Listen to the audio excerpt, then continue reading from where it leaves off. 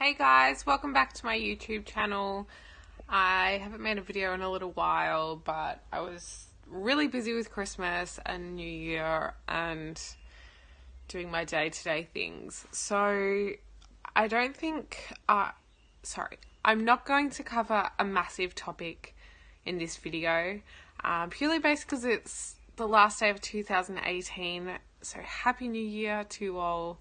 I don't want to end the year with something heavy. I simply want to share a bit of positivity and how I managed 2018 in a really, really brief way. So I would say the top 5 tips that I wanted to share today was these top 5 things helped me keep on the path of recovery. It helped me create a new life for myself. A safe one, a healthy one, a happy one, and a loving one. So I thought I'd share what I thought about with you and see if you guys can relate or get something from it. So the first one is to not forget but to forgive. And that goes based from myself plus to other people. So by that I mean you can't just forget something bad that's happened that you've done or someone has done to you, but you've got to try and forgive. And that can take years and years and years. I would say I haven't forgave a lot of things fully because I don't know if I ever can, but it was more starting that forgiveness path to repair myself and the connections that I had with people around me. You might say with a friend, like I've had experiences where I might forgive them, but does not mean I want that friendship with them. I can, for myself, come to terms with, okay, whatever happened, and I need to forgive that situation and move on, but to move on, I need to let it go. So, not to forget, but to forgive. I think these days we're really, really hard on ourselves, and I was hard on myself for 10 years, plus, since I was about 4 actually, blamed myself for a lot of things, and I had to just come to terms this year and go, no, I'm sick of hurting myself, I'm sick of, looking like the bad guy when often, in life, it's definitely a two-way thing, but a lot of people don't like to admit that, so that's just something that I've come to terms with and admitted, and it's helped me kind of grow and move forward.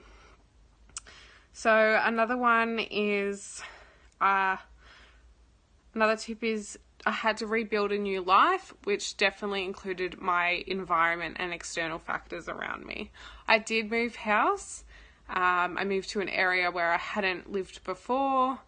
I quit what I was doing at work and volunteering. I wanted to get out of all those negative environments, and simply I couldn't, I went away and I came back and I could not go back into the same environments where I had triggers or that harmed me or brought up all those yucky feelings, because I wouldn't be able to move on if I was still doing what I used to do type thing. Friendships, I lost a lot of friendships due to a lot of the time my own behaviour, I will admit that.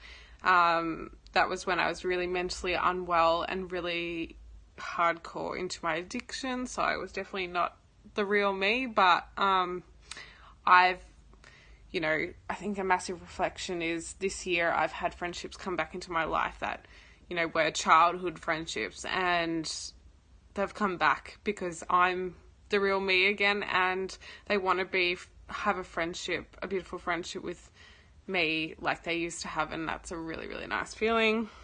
And hobbies. I never had hobbies before.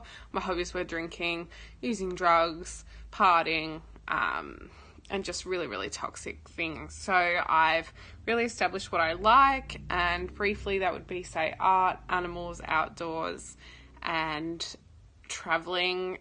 If that is not traveling overseas, it's going on road trips and exploring new things. That's something I love doing, and I think it's really important to have a hobby or several hobbies. but if not several, just a couple to keep you happy and motivated and excited about the future. Another quick one is to not react as much.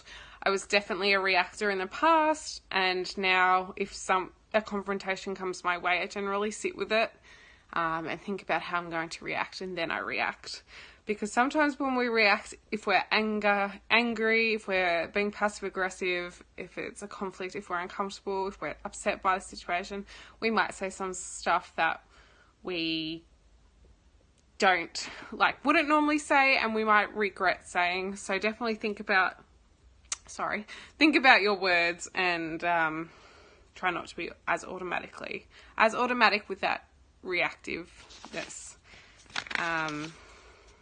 To practice self-care, I will definitely refocus that and go more in depth in the new year in a video about my self-care tips, and share my personal ones with you. And also, lastly, to not blame myself. As I said earlier, I've blamed myself since I was 4 years old for things that I couldn't change and things that I didn't do. So this year was all about stop doing that and start loving yourself and nurturing that inner child of mine, because that's something we all need to do, and we simply forget it or don't understand how to.